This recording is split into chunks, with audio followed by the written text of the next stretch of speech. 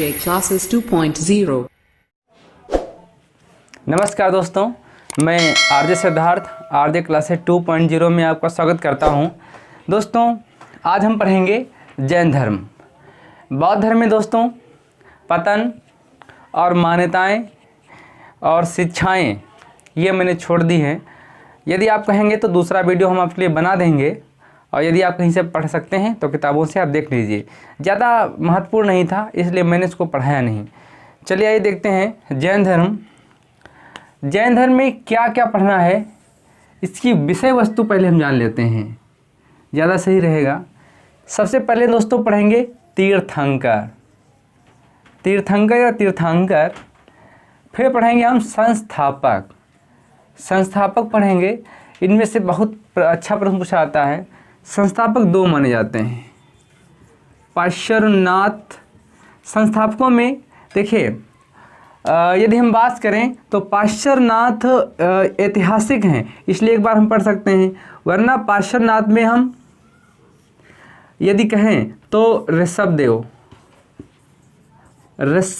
को हम मानते हैं, और ऐतिहासिक में पार्श्वनाथ आ जाएंगे। ये इतिहास संस्थापक में हम क्या करेंगे, पूछा जाए जैन धर्म का संस्थापक कौन है, तो कभी महावीर स्वामी मत लगा देना, ऋषभदेव को लगाना है। एक पॉइंट ये है। और दूसरा महावीर। अब आप सोच रहे होंगे कि ये पार्श्वनाथ यहाँ पर क्यों लिख दिया। मैं पार्श्वनाथ इसलिए लिख रहा हूँ क्योंकि इनको भी हम ऐतिहासिक के रूप में पढ़ेंगे, और ऋषभदेव इनको अनैतिहासिक के रूप में पढ़ेंगे, इसलिए मैंने यहाँ पर पार्श्वनाथ नोट कर दिया है। चलिए, तो संस्थापक यदि पूछ दे कौन है, तो संस्थापक आपके ऋषभदेव माने जाएंगे जैन धर्म के मित्रों। आइए अगला क्या पढ़ेंगे, मान्यताएं पढ़ेंगे। क्या पढ़ेंगे, मान्यताएं पढ़ेंगे। फिर शिक्षाएं पढ़ेंगे, मान्यताएं पढ़ेंगे, शिक्षाएं पढ़ेंगे, दर्शन पढ़ेंगे। हाँ, दर्शन पढ़ेंगे। और एक पॉइंट और है, चलिए मैं यहाँ लिख देता हूँ, आप बना लेंगे आके। दर्शन के बाद क्या पढ़ेंगे, इसी में हम साहित्य पढ़ेंगे।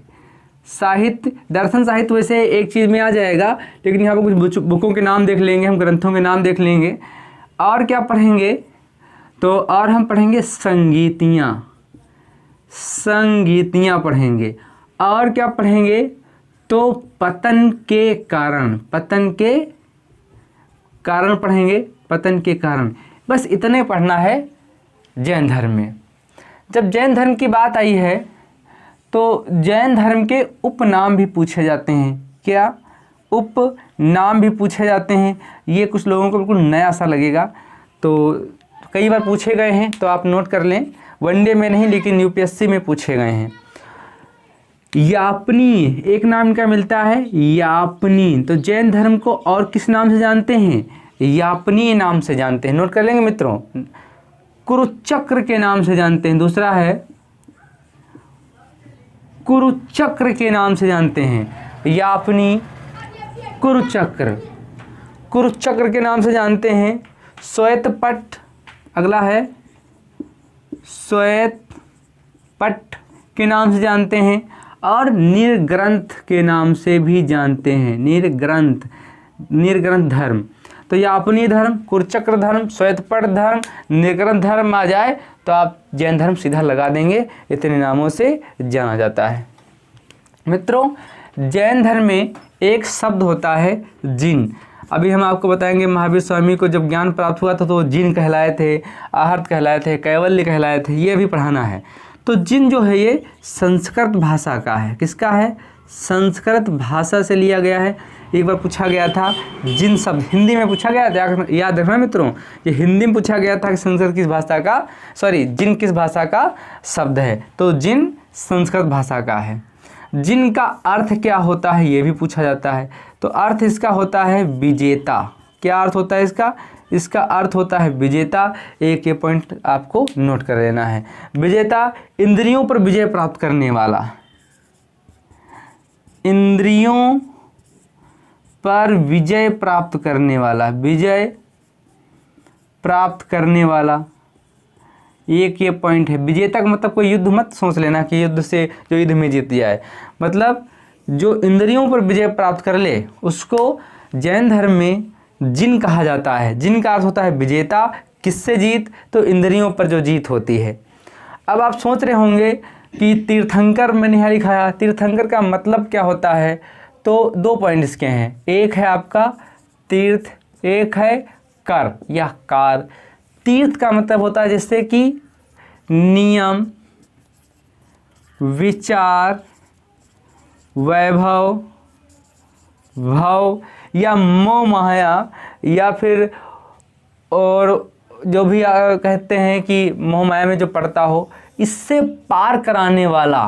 कर का मतलब होता है इससे पार कराने वाला, पार कराने वाला। तो तीर्थंकर वो शब्द है जिसका अर्थ है नियम, विचार, मोह माया, इन सब से जो पार कराने वाला है वो तीर्थंकर कहलाता है। बस इतना आपको धीरे धीरे सुनना है और नोट कर लेना है। अब तीर्थंकरों के बारे में जान लेने हैं, क्या क्या तीर्थंकरों के बारे में हम पढ़ेंगे, इतना मित्रों आपको जान लेना है। तो देखते हैं, बहुत कम समय लेंगे और आपको महत्वपूर्ण चीज़ें हम बताएंगे। कुछ लोगों को बिल्कुल आज नया लगेगा। चलिए देखते हैं क्या नया लगेगा। तो कुल तीर्थंकर कितने हैं? तीर्थंकर कुल कितने हैं? 24 हैं। ठीक, 24 तीर्थंकर हैं, कुल 24 हैं तीर्थंकर। एक पॉइंट नोट कर लेंगे, तीर्थंकरों को 2 भागों में बांट दिया गया है। तीर्थंकरों को 2 भागों में बांटा गया है। किन किन में बांटा गया है? तो अनैतिहासिक, एक है अनैतिहासिक और एक है ऐतिहासिक। ऐतिहासिक तो 2 भागों में बांट दिया गया। अब आप सोच रहे होंगे अनैतिहासिक कौन है? तो अनैतिहासिक का मतलब है जिनका इतिहास में वर्णन ना हो, जिनका इतिहास में वर्णन नहीं है। नहीं है, एक ये पॉइंट नोट कर लेंगे, जिनका इतिहास में वर्णन नहीं है या नहीं मिलता है। ऐतिहासिक में वो पढ़ना है जिनका इतिहास में वर्णन है। इतना पॉइंट मित्रों आपको पढ़ना है। अब आप सोच रहे होंगे तो इसमें कौन कौन भाई हैं? तो इसमें 2 को आपको पढ़ना है। कौन? मैंने पहले लिखा था पार्श्वनाथ, पार्श्वनाथ को पढ़ना है और महावीर को पढ़ना है, महावीर स्वामी को पढ़ना है। यदि ऐतिहासिक तीर्थंकरों में बात कह दी जाए कि प्रथम ऐतिहासिक तीर्थंकर कौन था, तो पार्श्वनाथ, ये 23वें तीर्थंकर थे, 23वें थे। यदि अंतिम कह दिया जाए तो ये 24वें थे, महावीर। कह दिया जाए प्रथम ऐतिहासिक तीर्थंकर तो पार्श्वनाथ, प्रथम यदि अंतिम ऐतिहासिक तीर्थंकर तो महावीर स्वामी। प्रथम तीर्थंकर तो यदि प्रथम की बात कर दी जाए तो इन दोनों में से नहीं होगा, तब हम ऋषभदेव लगाएंगे। यदि ये कह दिया जाए इधर किसको पढ़ेंगे, इधर उनको पढ़ेंगे, जैसे कि ऋषभदेव, ऋषभदेव, हाँ ऋषभदेव, इनको पढ़ेंगे, ऋषभदेव पढ़ेंगे। और अजितनाथ जैसे हैं, अजितनाथ बहुत सारे हैं, अजितनाथ, कुल मिलाकर के 24 हैं। तो इधर कुल 22 तीर्थंकर हैं और इधर कुल 2 तीर्थंकर हैं। बस अनैतिहासिक में 22 को पढ़ना है, ऐतिहासिक में 2 को पढ़ना है, इतना अपन नोट कर देंगे। यदि आपसे कहा जाए कि जैन धर्म का संस्थापक कौन है, तो आप महावीर स्वामी नहीं लगाएंगे, ऋषभदेव ही लगाएंगे। ये पॉइंट आपको नोट कर लेना है। कुछ किताबों में लिखा है कि वास्तविक संस्थापक ये हैं, ऐसा प्रश्न पूछा नहीं जाएगा, सिर्फ संस्थापक पूछा जाएगा। यदि संस्थापक पूछा जाए और ऋषभदेव ना हो तो आप महावीर स्वामी को लगा सकते हैं, क्योंकि कुछ किताबों में वास्तविक है, लेकिन ऐसा प्रश्न मैंने कभी देखा नहीं किसी एग्जाम में कि आया हो। सिर्फ और सिर्फ संस्थापक पूछता है, तो संस्थापक में आप ऋषभदेव लगाएंगे और महावीर स्वामी को अंतिम या अंतिम पूछ लेता है। ये पॉइंट आपको पढ़ने हैं। चलिए भैया, अब कुछ तीर्थंकर देख लेते हैं। जैसे कि नंबर 1 तीर्थंकर में डालता हूँ, ज़्यादा नहीं पढ़ने, 24 नहीं पढ़ने, कम ही पढ़ाऊँगा। नंबर 1 तीर्थंकर कौन है? ऋषभदेव, ऋषभदेव प्रथम ऋषभदेव हैं। इन ऋषभदेव को और किस नाम से जाना जाता है? तो आदिनाथ को जाना जाता है, आदिनाथ के नाम से जाना जाता है। तो इधर तीर्थंकर हैं, इधर इनका प्रतीक जान लेना है कि इनका प्रतीक क्या है। तो बैल है, क्या प्रतीक इनका है? बैल या वृषभ या सांड, बैल, वृषभ या सांड, ये इनका क्या है? प्रतीक है। ये पॉइंट आप नोट कर लेंगे, पूछा जाता है। नंबर 2, जुड़े रहिए मित्रों, बहुत महत्वपूर्ण चीज़ें बताने वाला हूँ। जितने तीर्थंकर पूछे गए हैं वही सारे लेके मैं आया हूँ। दूसरा यदि हम बात करें तो अजितनाथ, दूसरा है अजितनाथ। अजितनाथ का प्रतीक क्या है? ये भी पूछा जाता है। तो ये गज या हाथी, गज या हाथी, ये इनका प्रतीक है, नोट कर लेंगे। नंबर 3, इनका प्रतीक कौन सा है? तो नंबर 3 की बात करें तो संभवनाथ, संभवनाथ, क्रम से भी बता रहा हूँ। संभवनाथ का घोड़ा है, क्या है? घोड़ा है, अश्व, घोड़ा, घोटक, कुछ भी लिखा हो सकता है। नंबर 4 की यदि हम मित्रों बात करें तो नंबर 4 में अभिनंदन नाथ, अभिनंदन नाथ, अभिनंदन नाथ हैं। तो कपिया बंदर, कपिया बंदर, एक ही अपन नोट कर लेंगे, कपिया बंदर। बीच में नहीं पढ़ना है, बस इतने आपको पढ़ लेने हैं। बीच में थोड़ा डेस बना लेंगे। और अगला हम देखेंगे जो तीर्थंकर हैं 19 नंबर, ये पूछा जाता है।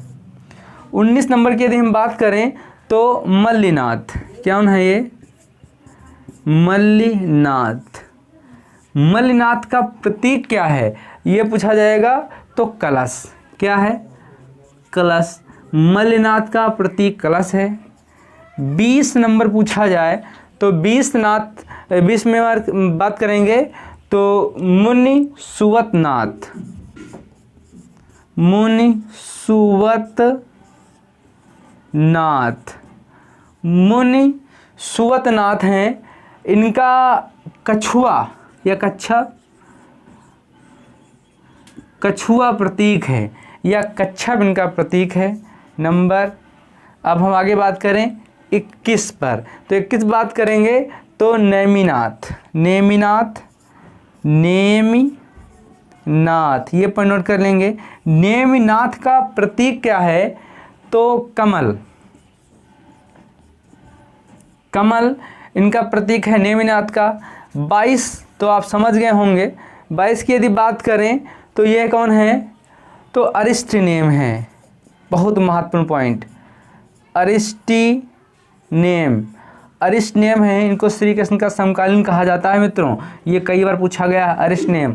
तो अरिस्टनेम की यदि हम बात करें तो इनका है शंख,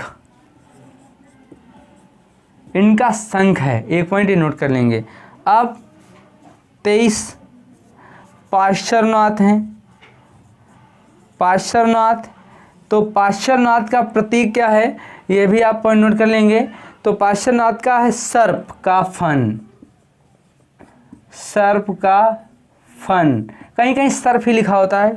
24 महावीर स्वामी, महावीर स्वामी, इनके तो नाम से भी आप परिचित हैं। तो इनका जैसे महावीर स्वामी है वैसे महावीर प्रतीक भी इनका है, क्या? शेर या सिंह, ये इनके प्रतीक हैं। इतना पॉइंट आप नोट कर लेंगे मित्रों, बहुत महत्वपूर्ण है।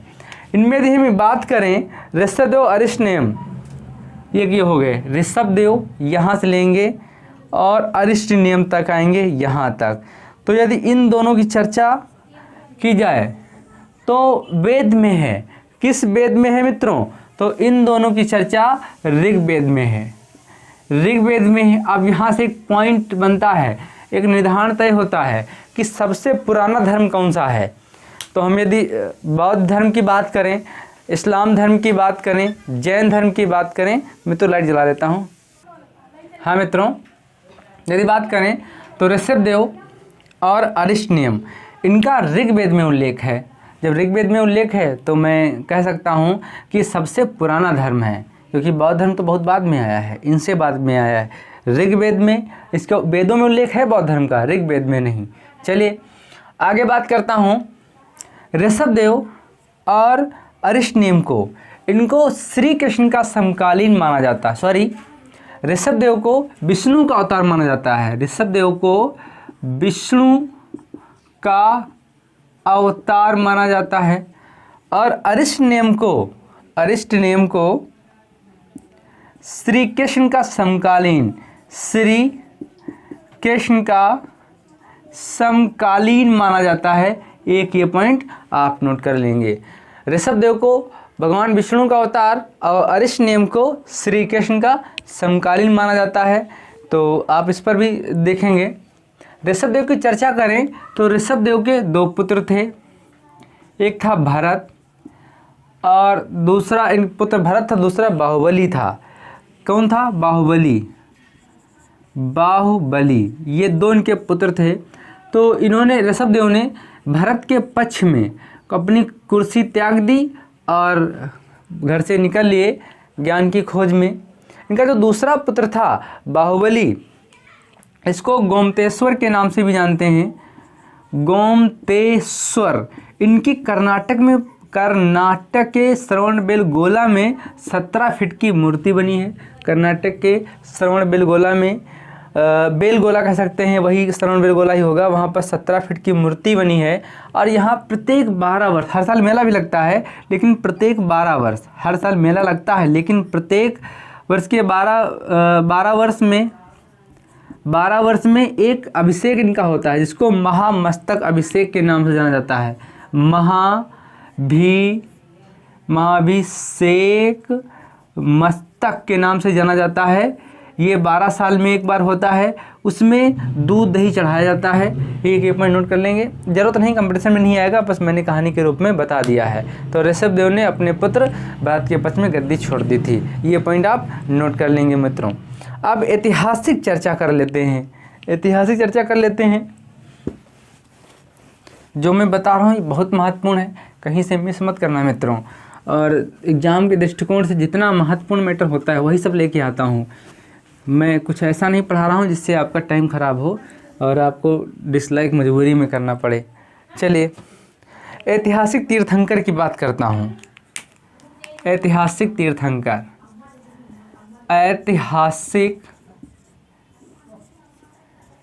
तीर्थंकर, इसमें 2 हैं। एक है महावीर स्वामी या वर्धमान, इधर हैं पार्श्वनाथ, 2 हैं।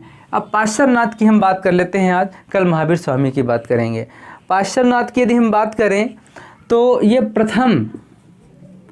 प्रथम ऐतिहासिक तीर्थंकर हैं। प्रथम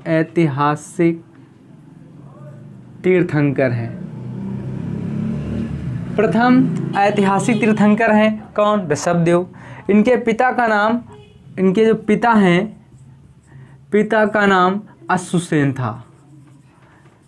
अश्वसेन, एक पॉइंट नोट कर लेंगे, पूछा जाता है। इनके पिता का नाम अश्वसेन, ये काशी के राजा थे। कहाँ के राजा थे? काशी के राजा थे।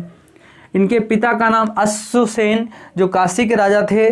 माता प्रभावती, इनकी माता प्रभावती हैं। हाँ, इनकी माता प्रभावती हैं। तो प्रभावती ये कौस्थान के राजा, कहाँ की? कौस्थान के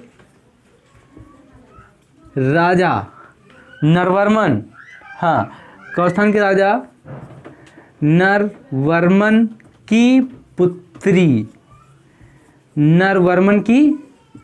थी प्रभावती।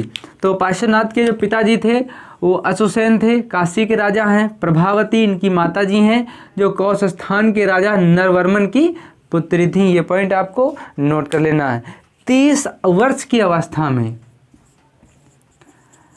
30 वर्ष की अवस्था में गृह त्याग किया। 30 वर्ष की अवस्था में गृह त्याग किया।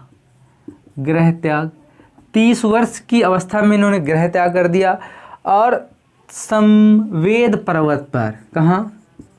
संवेद पर्वत पर 83 दिन 83 दिन, संवेद पर्वत पर 83 दिन कठिन तपस्या की और ज्ञान प्राप्त किया, और ज्ञान प्राप्त किया। एक पॉइंट नोट कर लेंगे, संवेद पर्वत पर किसने तपस्या की थी? तो पार्श्वनाथ ने की थी। पॉइंट पूछा जाता है, कितने दिन तपस्या की? 83 दिन तक की, तब इनको ज्ञान की प्राप्ति हुई, ज्ञान की प्राप्ति हुई। एक ही पॉइंट नोट कर लेना है मित्रों। ज्ञान जब इनको मिल गया, जब इनको ज्ञान मिल गया, पार्श्वनाथ को ज्ञान प्राप्ति के बाद जब इनको ज्ञान मिल गया तो इनको एक नाम मिला, जैसे सबका नाम मिलता है तो इनको भी नाम मिला, पुरुषाद नियम। क्या नाम मिला? पुरुषाद नियम, ये इनको नाम मिला। पॉइंट आप नोट कर लेंगे, पुरुषाद नियम इनको नाम मिला। अब पार्श्वनाथ ने चातुर्याम, पार्श्वनाथ ने चातुर्याम शिक्षा दी या सिद्धांत दिए, चातुर्याम शिक्षा दी। वो कौन कौन से हैं आपको नोट कर लेना है, पूछा जाता है। चातुर्याम शिक्षा किसने दी थी? तो सत्य बोलना, सत्य बोलना, अहिंसा, सत्य बोलना, अहिंसा, आस्ते और अपरिग्रह, अपरिग्रह। तो सत्य, अहिंसा, आस्ते, अपरिग्रह, सत्य बोलना, अहिंसा, आस्ते, अपरिग्रह, ये चातुर्याम शिक्षा किसने दी थी? पार्श्वनाथ ने दी थी। एक वर्ण इसमें जोड़ दिया जाएगा ब्रह्मचर्य, जो महावीर स्वामी जोड़ते हैं, तब ये चातुर्याम शिक्षा नहीं कहलाएगी, तब ये पंच शिक्षा कहलाएगी या पंच गुण कहलाएंगे। बहुत सारे नाम हैं, मैं बताऊंगा। तो ब्रह्मचर्य इसमें 4 में से 4 हैं, और इसमें एक वर्ण कौन जोड़ता है? ब्रह्मचर्य, महावीर स्वामी जोड़ते हैं। तो आइए देख लेता हूँ। ऐतिहासिक में तीर्थंकर 2 पढ़ने, महावीर स्वामी और पार्श्वनाथ, ये प्रथम तीर्थंकर हैं ऐतिहासिक, जो कि 23 नंबर के हैं। इनके पिता अशुसेन हैं, जो कि काशी के राजा हैं। इनकी माता प्रभावती हैं, जो कौस्थान के राजा नरवर्मन की पुत्री हैं। 30 वर्ष की अवस्था में गृह त्याग करते हैं। संवेद पर्वत पर कठिन तपस्या करके 83 वर्ष की उम्र में 83 दिन की तपस्या के बाद इनको ज्ञान की प्राप्ति होती है। ज्ञान प्राप्त के बाद ये पुरुषार्थ नियम कहलाते हैं। इन्होंने 4 वर्ण बताए मनुष्य समाज के कल्याण के लिए, सत्य बोलना, अहिंसा और आस्ते, अपरिग्रह बताए। इसमें एक और वर्ण जोड़ दिया जाएगा, जो कि महावीर स्वामी जोड़ते हैं, जब इसमें 5 वर्ण हो जाएंगे मित्रों। चातुर्याम शिक्षा ने अब ब्रह्मचर्य कौन जोड़ता है? तो महावीर स्वामी जोड़ते हैं, ये मैंने आपको बता दिया। कुछ चीज़ें और हैं, 2 बस पॉइंट 1 मिनट में देख लेते हैं क्या क्या जानना है। तो जो ऋषभदेव थे, इनके अनुयायी, या जैन धर्म कह सकते हैं या हम पार्श्वनाथ कह सकते हैं, सब नहीं, पार्श्वनाथ, इनके जो अनुयायी थे वो वेद कर्मकांड को नहीं मानते थे, वेद कर्मकांड को नहीं मानते थे, पूजा को नहीं मानते थे, जाति प्रथा को नहीं मानते थे। वेद कर्मकांड, पूजा, जाति प्रथा, ऊंच नीच, छुआछूत, इनको सबको नहीं मानते थे पार्श्वनाथ के अनुयायी। इनके जो अनुयायी थे वो काला कपड़ा पहनते थे। पार्श्वनाथ के जो अनुयायी थे वो काला कपड़ा पहनते थे, एक पॉइंट ये, और निर्ग्रंथ कहलाते थे, निर्ग्रंथ कहलाते थे, एक पॉइंट ये। तो पार्श्वनाथ के अनुयायी काला कपड़ा पहनते थे, निर्ग्रंथ कहलाते थे, वेद कर्मकांड, पूजा, जात प्रथा आदि में विश्वास नहीं करते थे। इनकी शिक्षाओं को 4 भागों में बांटा है। इनकी शिक्षाओं को 4 भागों में बांटा है, एक पॉइंट ये है। और जिनको गढ़ संघ कहा गया, क्या कहा गया? गढ़ संघ कहा गया, गढ़ संघ कहा गया। इनकी 4 शिक्षाओं को, इनकी शिक्षाओं को 4 भागों में बांटा, सत्य, अहिंसा, आस्ते, अपरिग्रह, तो उनको गढ़ संघ कहा गया है, एक पॉइंट ये नोट कर लेंगे। और गढ़ संघ में महिलाएं प्रवेश लेती थीं। संघ में, हाँ, संघ में महिलाएं प्रवेश लेती थीं। संघ में महिलाएं प्रवेश लेती थीं, और जबकि बौद्ध धर्म में ऐसा नहीं है। मैं तुलना करवाऊंगा, एक वीडियो जब रहेगा तो मैं जैन धर्म बौद्ध धर्म की तुलना करवाऊंगा। तो संघ में महिलाएं प्रवेश लेती थीं जबकि बौद्ध धर्म में ऐसा नहीं है। तो एक एग्जाम्पल मिला है, एक नाम था पुष्पचूड़ा नाम की महिला थी। पुष्पचूड़ा नाम की महिला थी। वो महिलाओं की सरदार थी संघ में। एक पॉइंट ये मिला है, महिला संघ की अध्यक्ष हम भी बोल सकते हैं कि वो संघ की